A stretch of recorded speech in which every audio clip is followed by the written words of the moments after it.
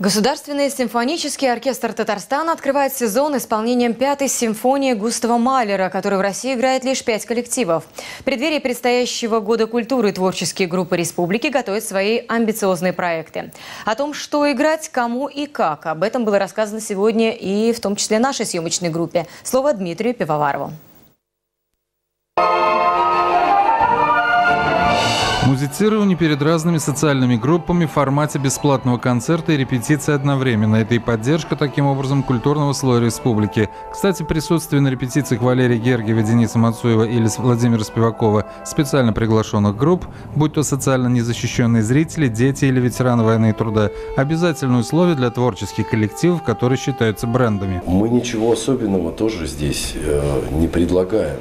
Мы в том объеме, который нас ожидает в этом сезоне, мы просто-напросто очень ярко будем вписываться в систему мероприятий проведения Года культуры, понимаете? Продвижение оркестра Большого концертного зала имени Сайдашева и татарстанских авторов уже дало свои результаты. И самый главный – узнаваемость и востребованность не только в пределах России. Кстати, на оркестр обратил внимание европейский музыкальный телеинтернет-канал, который популяризирует по всему миру качественный уровень игры и имя исполнителя. Нечто уже было и в оперном театре. Здесь был Валерий Бессалович с Мариинским театром.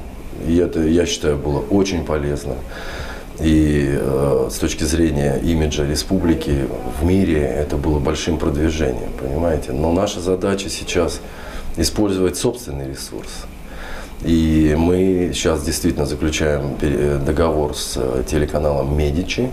Это подразделение Меццо, французского канала, очень известного, именитого во всем мире, который, насколько я знаю, был здесь в июле и снимал Мариинский театр. Музыкальный ликбез – это и продолжение цикла собраний сочинений великих авторов прошлого. На этот раз это симфонии Малера и Петра Чайковского. Музыка, редко играемая в силу повышенной сложности и узнаваемая чуть ли не с детского возраста. Дмитрий Пивоваров, Дмитрий Рженко, телеканал «Эфир».